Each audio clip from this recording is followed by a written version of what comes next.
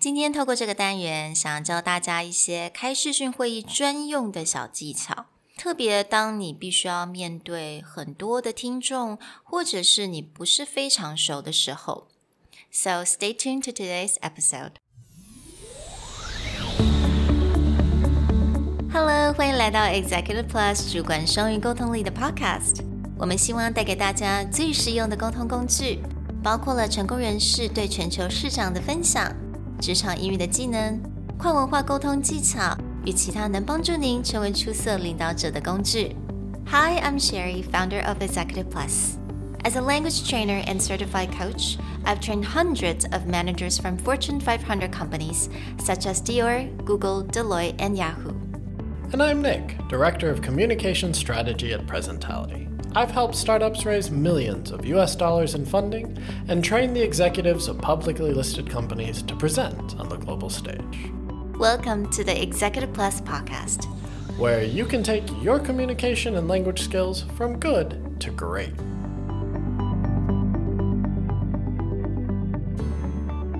Hey everyone, welcome back to Executive Plus podcast episode 62. Today will be quick and simple, but we want to share with you a tip that may feel really weird, but can make all the difference when on a con call. 没有错，那今天想分享给大家这个小技巧，它可能在我们平常开会、平常面对面讲话的时候，你绝对不会想说会需要它，但是其实在视讯会议，它会让我们的整个气氛呢，或者是让你整个的心情，或你开会的这种感觉，这种整个的 mood 跟 atmosphere 都会比较好，而且会更自然的感觉。那我们今天要给大家分享的就是 narrating。Over the last year or so, Sherry, you and I have both experienced this, where we spend a lot more time doing conference calls, doing online coaching, online training. And a lot of times, at least for me, when I'm doing a one-on-one call, I get this weird, awkward silence where one side, whether it's me or the other side, is trying to do something or find something, and it creates this gap during the conference call. And there was a trick that got suggested. I think you had found it in a book. I had also seen it online somewhere where it just felt really weird. But it really started to make a difference when people were doing something to stop the awkward silence. And that trick is to narrate what you're doing. 所以当你可以去叙述，那为什么这边讲说叙述呢？叙述就是说，比如说你去讲说你现在正在做什么事情，因为大家一定会碰到一些情况，就是你可能需要点时间去找对方在讲的某一个资料，某一个 document， 你必须要在你的 computer 上面找一下，你要打开这一个 document。那在这个中间一定会有一些 silence， 一定会有一些 gap。那当我们利用这种叙述的方式的时候，我们就可以去填补这些 gap， 让你整个气氛不会那么的 awkward. And a few places that this comes in. One is when you're actually talking to someone, and that gap when you need to open an email, you need to find a document, and because you're on technology, during that silence period, also sometimes it's did they disconnect? Is it taking too long? What's happening? Or, are they doing something completely unrelated? But narrating that moment where it's hold on, I'm looking for a document, it fills the silence, but it also lets someone know that, okay, you're still there, everything technologically is working. The other place that I've seen a gap filled quite a bit is when joining webinars or online conferences where several people, the host will use narration a lot to talk about people coming in and out, greeting people, and it makes that moment before a webinar that might be really weird where no one's talking but you haven't really started into something that can be more like your social small talk opening. Right, absolutely. 那这个部分呢，也就是当你在面对非常多人在这个会议的时候，你可能是 host， 或者你可能要做一个 presentation。那在这个会议可能有10几个人，你又不是很熟，那这个时候做 small talk 又特别的 awkward， 因为你不太确定你要讲什么样的话题。有的时候你讲 Hey, how's everyone doing? 然后你会换得就是那种 silence， 因为大家都不是很熟，所以很少这种时候常常会大家都不知道，不敢跳进去来讲话，所以这个时候我们可以用上 narrating。那在最后一个部分呢，也就是当对方在讲话的时候，那你在听，你在吸收它的这个 information， 但是你并没有一个很确切的一个反应，就是你现在还不知道是 yes or no， 或者是你同意啊不同意，你还没有这样子的反应，你也不想要太 you don't want to say something prematurely, right? To agree something that you don't actually know how you feel about it. 所以这个时候我们就可以用上 narration。Let's talk about the first type of narration at the very beginning. Again, hosting a call or jumping into a call, there's still that buffer between you're actually going to begin your conversation. There are a few things that hosts will usually do. One simple thing that you can narrate is just when people come in and out. So if you've only got, 5 to 10 people on the call, as people come in, you'll see a host says like, oh, I can see that Sherry is logging into the room. Hey, Sherry, thanks for joining us. Or also talking about right before you begin, I think we're missing a few people. Does anyone know if Andrew is logging in soon? 所以用这几句的方式，你就可以非常轻松的可以填补那种 silence， 尤其是当你真的是在对于这些听众跟这些参加会议的人你不是很熟悉的时候。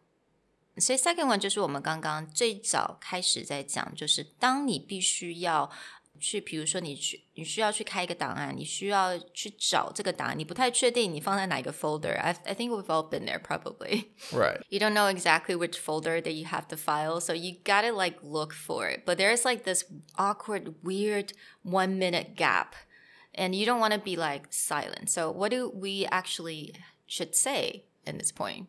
So this is one of those times where it will feel unnatural, but it actually makes a big difference to the other side when you narrate what you're doing. Not detail by detail like, all right, I'm opening the folder. I've double-clicked. I'm scrolling down.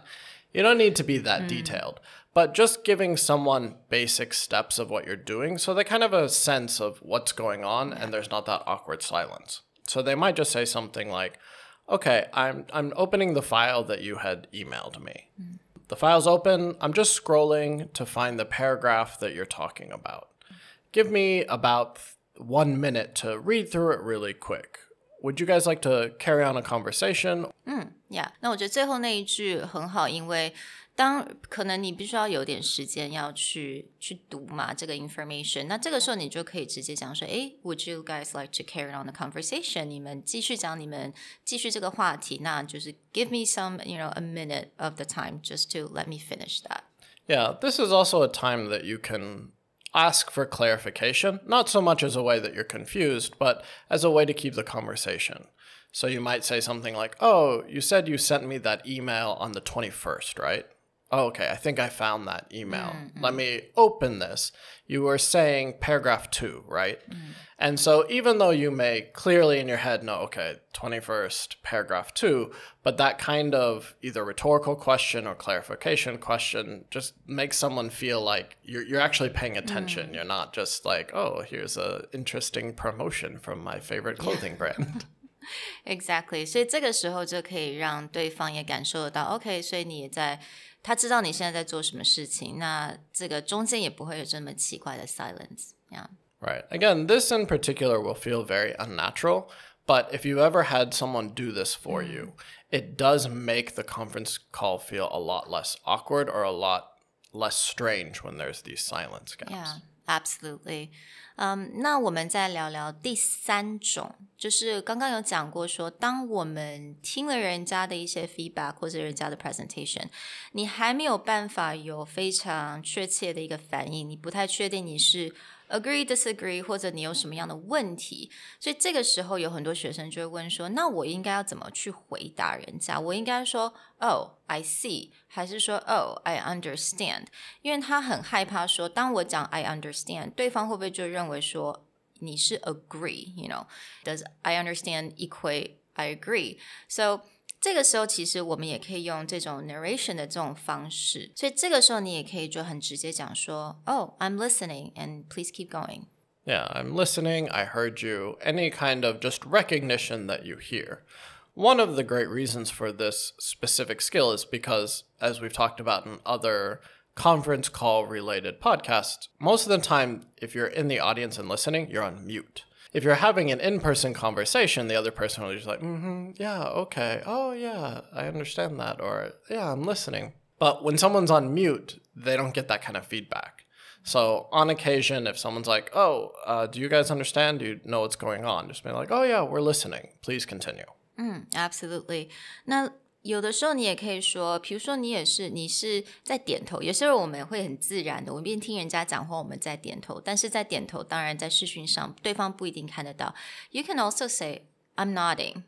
That also means that you're listening to them. Right. Yeah. And also, you can say that if you really need some time to think, 那你就可以说 I'm listening, but I need a few minutes to think about this. You can come back to me later. Yeah, or just say something like, I'm absorbing the information. Please give me a minute. We hope these tips on narrating really help to clear up that awkward silence during your conference calls. And it may seem unnatural at first, but we promise the more that you give it a shot, the less silence and the less gaps you'll have in your conversation. 那记得我们刚刚所讲的这些提供这些片语啊，这些句子都会在我们的讲义上，那我们的讲义都会在我们的 description box 里面，或者是在我们的 Facebook fan page 上面都会写。So, make sure to follow us. 那如果可以的话make sure to give us a good rating and share our podcast with your friends. And yeah, have a great day, guys. Talk to you later. Bye. Bye. 如果你喜欢我们的 podcast， 欢迎来追踪我们的主管英文 Executive Plus 的 Facebook。那也可以写信到我们的信箱 yourcareerplus@gmail.com。